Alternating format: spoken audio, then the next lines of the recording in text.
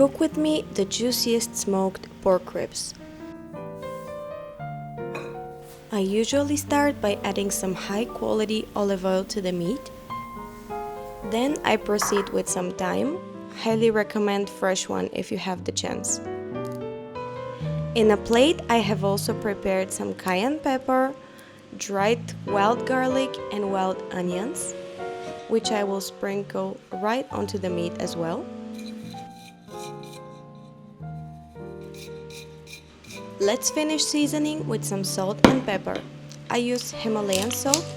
However, I would love to know your preferences on types of salt and pepper that you usually use.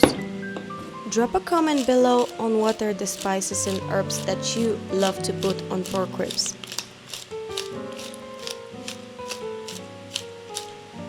Once everything is added, massage it well into the meat to make sure that every bit is well and evenly seasoned. I use my bare hands, but of course feel free to put on gloves if you prefer to. Excuse my dog, I think she finally smelled the meat.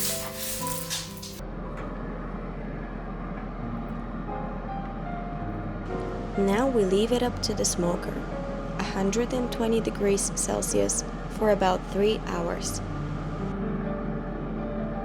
Time may vary based on the smoker, so it's a good idea to check it every once in a while.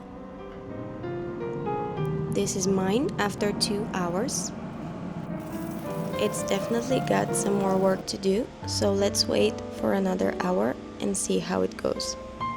It's getting dark outside, so this will be ready right on time for dinner. This is how it looks after 2.5 hours. I'm gonna use a thyme stem to spread the same mixture of seasonings from before. This will keep the meat juicy and delicious. Finally, it's been 3 hours and our meat is ready to be served. Along with this beautiful piece, I also baked a ricotta and garlic bread. I will be posting it in a few days, so make sure to subscribe and check it out.